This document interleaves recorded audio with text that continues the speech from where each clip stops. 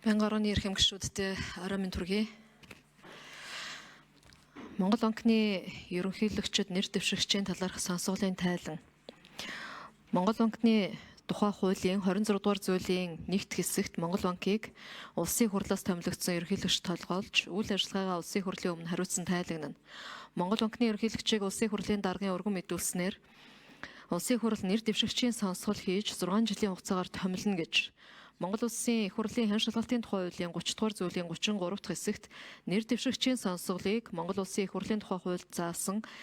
эрхлэх асуудлын хүрээнд холбогдох байнгын хороо явуулна гэж тус заасны дагуу Монгол Улсын их хурлын чуулганы хуралдааны дэгийн тухай хуулийн 129, 130, 131, 132, 133 дугаар зүйлийг тус баримтлан дараах ажиллагааг хийлээ. Нэр дэвшигч Санжаагийн наран цогт нь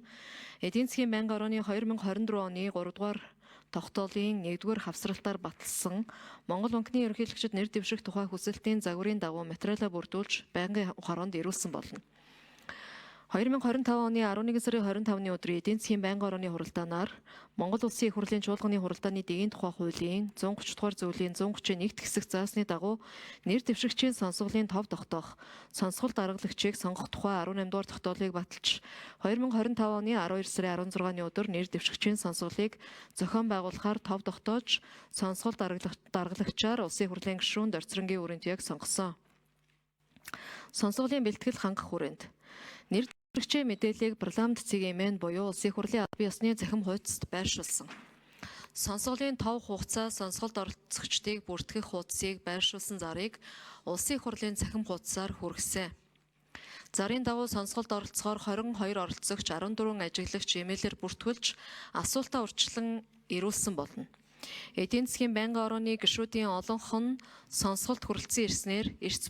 бүрдсэн бөгөөд 25 оны 12 сарын 16-ны өдрийн 10 цагт Улсын хурлын гишүүн Сэд Дорж, Үүрийн Туяа, Алдар Чавхлан, Анар, Баатархуу, Батболд, Батнайрамдал, Батшимэг, Заяавал, Лодо Самбул, Усан Жамц, Мандхаа, Найдлаа, Одваяр, Пунсалмаа, Соронзонболд, Ундраа, Уянга, Цингүү нар хүрэлцэн ирж эрс 61.3% байсан. Нэр дэвшигч наран цогт нь тухайн албан тушаалд нэр дэвшсэн үндслэл томилогдсон тохиолдолд хийх ажил, боловсрол, ажлын туршлага нь тухайн албан тушаалд тавигдах шаардлагыг хангаж байгаа тухайга 10 минутанд багтаан танилцуулсан. Нэр дэвшигчийн танилцуулгатай холбогдуулан дараах оролцогчид асуулт асууж хариулт авсан. 1 оролцогч Нанжид Самбуу Арилжааны банкны зээлийн хүүтэй харьцуулахад банк ус санхүүгийн байгууллагын зээлийн хүү харьцангуй өндөр байгааг багасгах боломжийн талаар эх онд мөнгөний нийлүүлэлт багасгахад төв банкны бодлогын хүүг инфляцтай уялдуулан бууруулах боломж байгаа эсэх талаар оролцогч буян шиг инфляц мөнгөний чөлөөт урсгалын алийг барьж ажиллах талаар оролцогч банзрагч нэр дэвшигч хууль заасан эдийн засаг санхүү удирдлагын мэдлэг мэргэжлийн ур чадварыг хангах эсэх хэрхэн мөнгөний бодлогын зорилтыг биелүүлж инфляцийг докторжуулах, инфляцийн зорилттой төвшин хадгалахад гол стратеги, валютын ханш, гадаад шок, төсвийн тэлэлт зэрэг хүчин зүйлийн талаар ямар хариу арга хэмжээ авах тухай. Санхүүгийн доктортой байдлыг хангахын тулд банкнуудын эрсдлийг яаж удирдах, IPO хийсэн банкнуудын засаглалыг сайжруулах талаар юу хийх, төв банк санхүүгийн яамны хоорондын уялдааг хэрхэн оновчтой болгох, мөнгөний бодлого, төсвийн бодлого зөрчилдөх үед ямар байр суурь баримтлах, финтек, захим, төлбөр тооцоо, дижитал төгрөгийн бодлогын тухайд ямар байр суурь баримталдаг талаар. Оролцогч Баяр Цог